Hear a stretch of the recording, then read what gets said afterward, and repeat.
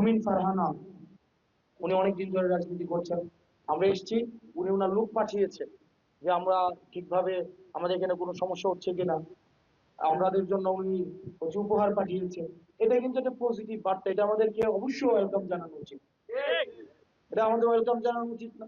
কেউ যদি আমাদেরকে ইতিবাচক কোনো ধরনের বার্তা দেয়, এটাকে অবশ্যই আমরা সাদরে এটাকে আমরা গ্রহণ করব।